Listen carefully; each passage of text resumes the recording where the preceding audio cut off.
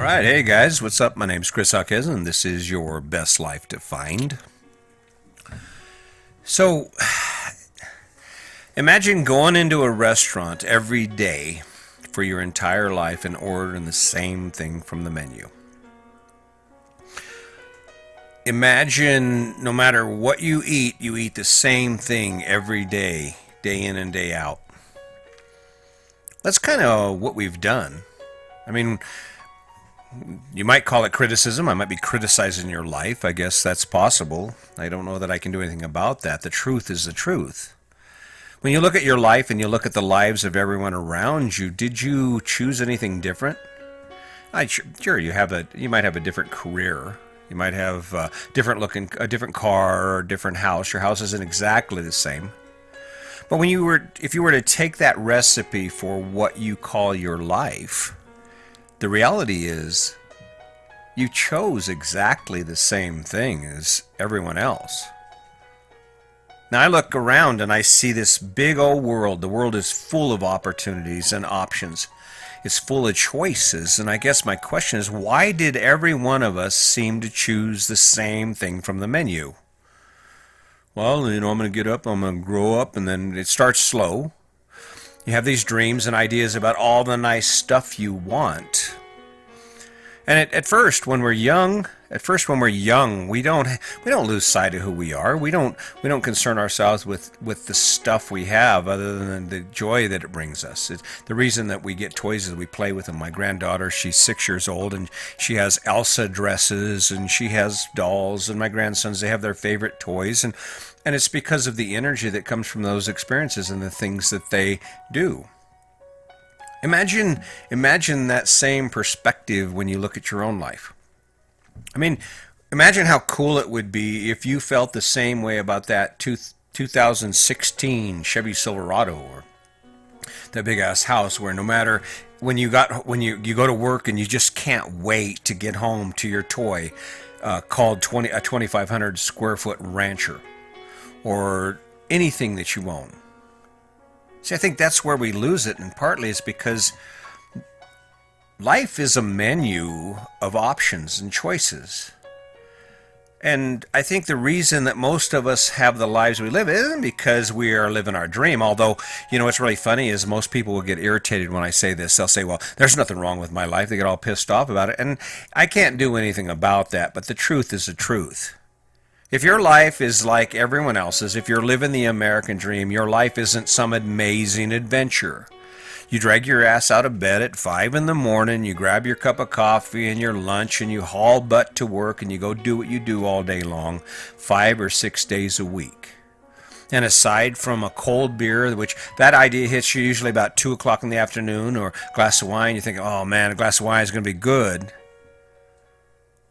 But that's the menu. That's what you eat every day. That's what you consume every day. That's what consumes your life every day. And the question that I'm suggesting, or the thing that I would say, is, so why?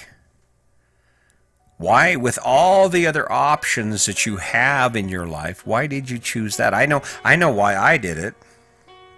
See, the reason I lived the conventional life with all that same stuff is because I was taught to do that. And I'm not saying that everything about the life you're living is bad. If you can have the conventional house and all the stuff, and you can still access the things you love to do, if you still get to go on vacation 4 times a year, and time isn't an issue and money isn't an issue, and you have the freedom to explore and do, I mean, if you love mountain biking and you spend a lot of time mountain biking and you're living your dream, and you get to water ski and do all the things you love to do, then there's nothing wrong with the fact that you are living the same type of life as everyone else. You've chosen the same life from the menu as everyone else. But that's not the case. Think about the last time you actually had the opportunity to go out and do whatever you wanted for as long as you want to do it. Most of us don't have the resources to last a month. COVID-19 hit, and most people are in trouble because they didn't have a month's wages in the bank. A month, and things are going on, and it's coming again, just so you know. And for some of us, sadly, for some of us who are not prepared for whatever reason, for those who just weren't in a position to recover from this, when the money stops, when that government supplement stops at the end of this month, and the paychecks stop coming in, that's when you're going to have to make a choice. You have to take a look at the menu. And the menu is going to be completely depleted from where it was. I mean, prior to COVID-19, at least you had the option to go out and eat and do this and that, and the money was rolling in. But what are you going to do when it all stops? Because it will. And even for those of us who didn't lose our income because of COVID-19, there's still an impact that's going to come. See, my prediction is that this is not over. This is the new norm for us. I think this is the way the earth is going to say, hey, listen, you guys don't belong here anymore, and I'm going to do everything I can to kill you off. I think that's what we're facing. Now, the question is, are you going to pick the same thing from the menu or try to pick the same thing from the menu as you did before? You can see where the debt led you. You see where working your butt off all your life led you. I don't know. I know. More of the same, right? More of the same. You know, for those of you who are facing real tough questions, real tough issues and decisions in your life because of the way things are going right now, you know, there is an option here. It's not a comfortable option. It's not an option that you are going to grab a hold of and say, oh, yeah, I get to struggle now. Because things were easy. I mean, granted, you didn't have a lot of money, didn't have a lot of time. Maybe you hated your job, and maybe things weren't going quite as well as you wanted to. But the thing about it is, you didn't have to spend any time struggling thinking about it. The alarm told you when to get up. Your boss told you when to go to work. I mean, you decide when to go to bed, and usually it's based on fatigue. But if you're facing this issue where your life is changing because of things that are going on, because of COVID-19, the economy, and whatever other things are impacting your life, this is your chance. It's your chance. You don't have to pick the same life as you had before, especially if it changes. I mean, there is good in tragedy. I know. I'm saying this, and you're thinking, well, what do you know about tragedy? Well, we could get into that. I've had my fair share of heartache and struggle. I understand it. I mean, and I'm not even going to go into it. If you want to hear about my life, go back and listen to my podcast, How Brene Brown Saved My Marriage. And you'll go back and listen to some of my podcasts, and you'll hear the story about how things weren't easy for me. But back to you, this is your opportunity.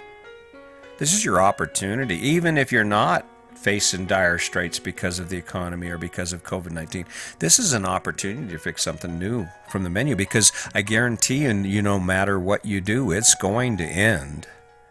No matter what choice you make, no matter how fancy your house is, no matter how hard you work, it's going to end.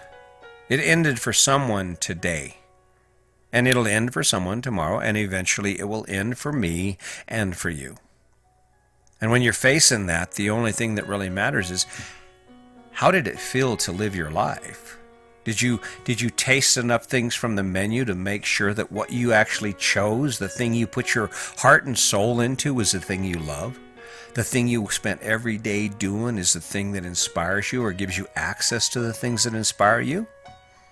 See, I used to be critical of the rafters that were around my community. I'm from Canyon City, Colorado, and whitewater rafting is one of the big summer events. I mean, that's one of the big tourist attractions. And when I was younger and I was living the conventional lifestyle, busting my ass, I used to laugh at the raft guys because they called them river rats, and they would be out there and they'd have their raft strapped to their beat up old truck, and they'd be living in some crappy ass house, maybe 3 or 4 of them with their girlfriends, and they just all summer long, all they do is play in the water. And they seem to be doing fine, other than the fact they weren't anything like me. But now when I look at it, I think, who was I to criticize them? I was throwing a uniform on every day, grinding it out, going to a federal prison, fighting inmates. There wasn't any part of that left me feeling like it does to take a raft down the Whitewater Rapids, 5 Points. And afterward, I didn't get to go hang out and tell stories of how I flipped my kayak and how this guest did this or this tour, this person did that, or how, I mean, think about it. It's a menu. You know, my mom and dad, my stepdad and my mom, they were pretty progressive. They were truck drivers for a while, and they traveled across the country, and then eventually they settled down in Corpus Christi, Texas. And my stepdad, he was really cool. I had one cool stepdad, and his name was Lionel, and you know, he taught me some things. He taught me a few things while he was in my life. But he bought a 1948 Chris Craft, and it was about a 48-foot boat, and it was all wood, all hard teak, and he pimped this boat out, and he was in the process of taking the gas engine out and putting an Onan or a diesel engine in it so it was safer, and at the time I thought, how crazy is that to live on a boat? It was cool. They were in Padre Island, Corpus Christi, Texas is where they had it moored, and we went down there one year and we hung out with them. Sandy and I, our baby was like 3 months old. I would think I was about 19 and she was barely almost 18, I think, at the time. And we went down there and spent a week with them and had a great time. But I looked at him and I thought, wow, that's strange. Why would you choose that life? But then I realized, why would you choose that life? It's because there's a lot of things on the menu. Life is a menu, and there's a lot of things we can do beyond what we're doing now. And it's unfortunate that I didn't realize the options back then. I didn't capitalize on it. They kept talking to me, but I couldn't hear it. And when you think about why you chose the life you've chosen, why you chose to get up every day and go to work and do the things you do. And not so much the work thing, but it's what you do with those resources that really matters. Why did you choose to go in debt for all the things you went into debt for? See, my theory is that we learned it. I was just like my dad. When my wife got pregnant at 16 and I quit school and had to go to work, I didn't even question the idea that I was going to go to work and become a construction worker just like my dad. Not that there's anything wrong with construction. But what was wrong with the choice was I didn't realize that I could have been an electrician. I could have joined an apprenticeship. I could have been a lineman. I could have been a plumber. I could have been a mechanic. I could have been a body man. I could have worked on cars and been a painter. I'd have still made the same money. But no one told me that the menu of life is a big menu. You don't have to be me. My dad never said, you don't have to be like me, son. Because for all the qualities, for all the amazing characteristics of my dad, the one thing that just bothered me the most about him was he had this immense fear of change. I remember I was working construction in Colorado Springs, Colorado. I was pouring concrete. I'd been working construction for about 7 years. I'd been working for this particular company for 2. And I decided it was time to go back to school to become something besides a construction worker. I was looking at getting a job at the Colorado Department of Corrections or maybe becoming a cop. I hadn't really toyed around with that idea too much, but the idea of me going back to school and telling my boss I have to leave at 4 o'clock, I can't work over because I have to go to school, it scared the hell out of my dad. And it didn't only scare him because he thought my current employer was going to fire me because I wasn't there when they needed me, but it scared him because he didn't believe that it was possible for me to do something else, or he didn't have the confidence in it. It was much easier for me to be for him to hold me to who I was, because then there was no stress. I was a construction worker. I'd work all summer and then I'd starve all winter. But I picked something new on the menu, and guess what? My life changed forever. I was never unemployed again in the winter. I never drew another stitch of unemployment. But it was about picking something from the menu that was better, that I hadn't tried, that gave me an idea of something new. And I think that's the ticket. How many things have you tasted from this menu called life? I mean, we look at the guy who spends his entire life sailing around the Caribbean and does odd jobs. And we think, well, what about retirement? Well, he is retired. He's the working retired because the choice he made is centered around the things he loves. And I don't know, maybe it'll be 300 podcasts, maybe it'll be 500 podcasts before this idea finally sinks in, before this idea finally catches you. You can do anything. And more than that, your children can do anything. You see, for all its worth and for all the talk and for all your reluctance to move beyond where you are right now and your resistance, oh, well, what's he talking about? There's nothing wrong with my life. When you look at your children and the people you love, the people who are watching you, the people who are going to take your lead, are you really satisfied knowing that this is the path they're going to take? That they're going to accept the fact that it's okay to go into debt for all kinds of things they can't afford? To spend their lives grinding it out, struggling for enough money to pay all the bills and possibly have a retirement and maybe get a break before they die so they can just relax? Is that good enough? I mean, when you think about your child, whether it's him or her, are you okay with the idea that they might not ever get to travel around the world? That they may never get to see places that you've never seen? Because when I think about what I picked from the menu, as I said, my dad, he guided that. I watched my dad, and he was making a living. And because no one told me, hey, wait, Chris, you can be anything. You could have been an attorney. You could have been a doctor. You could have been a nurse. I accepted the menu option I was handed. I looked around, it worked for everybody else. And not only that, but I created an entire life, my entire existence was based on that model that had been handed to me, that my parents and everyone around me was living. You got to have a house. So I busted my ass. I got a house, and I spent the next 10 years working on it, struggling, broke. Had I just stopped on all that and said, what other things can I choose from the menu called life? What other things can I choose? What can I be? How do you do it? You just pick it. Just pick it. I'm done.